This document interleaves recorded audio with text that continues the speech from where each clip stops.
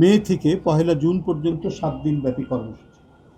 এই 7 দিনব্যাপী কর্মসূচি আমরা গ্রহণ করেছি। এর মধ্যে ঈদ পড়বে, এই কারণে হয়তো কেউ যদি কোনো আলোচনা সভা বা অন্য কিছু 2-1 দিন পরেও করে তাতে কোনো অসুবিধা নেই। তবে আমাদের কর্মসূচি 25 তারিখ থেকে 1 জুন পর্যন্ত এটি চলবে। শাহাদাত বার্ষিকী উপলক্ষে পোস্টার প্রকাশ করা হবে। শাহাদাত বার্ষিকী উপলক্ষে বিভিন্ন অঙ্গ সংগঠন তারা আলোচনা সভা পোস্টার প্রকাশ করবে এবং 31শে মে রবিবার বেলা 2টায় বিএনপির উদ্যোগে রাজধানীর রমনাস্থ ইনস্টিটিউশনে যে দলের পক্ষ থেকে যে আলোচনা সভাটা হয় সেই আলোচনা সভাটি অনুষ্ঠিত।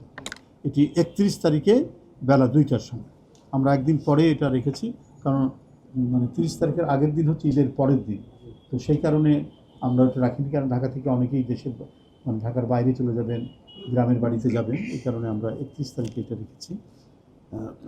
এছাড়াও আপনারা জানেন যে দিবসটি উপলক্ষে বরাবরের মতোই ভোর 6টায় দলের নয়াপল্টনস্থ কেন্দ্রীয় কার্যালয় সহ সারা দেশে দলীয় পতাকা অর্ধনমিতকরণ করা হবে, হাফমাস্ট এবং কালো পতাকা উত্তোলন করা হবে। ওই দিন অর্থাৎ 30শে মে ভোর 6টায় নয়াপল্টনস্থ কেন্দ্রীয় কার্যালয়ে দলীয় পতাকা অর্ধনমিতকরণ ও কালো পতাকা উত্তোলন করা হবে। ওই দিন সকাল 11টায় দলের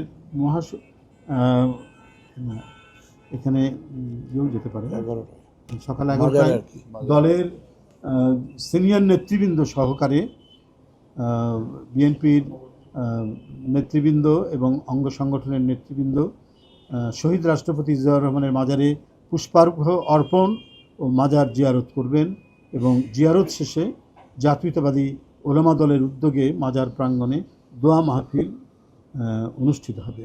আমরা প্রত্যাশা করছি প্রধানমন্ত্রীর নেতৃত্বে, দলের চেয়ারম্যান তার নেতৃত্বেই সকাল 11টায় আমরা মাজারে যাব। আমরা তার সাথে আলোচনা করে আমরা জিনিসটা ফিক্স করব যে উনি যাবেন। তো বরাবরই উনি যান, যেহেতু দেশে ফিরে এসছে তার নেতৃত্বেই যাওয়া হবে।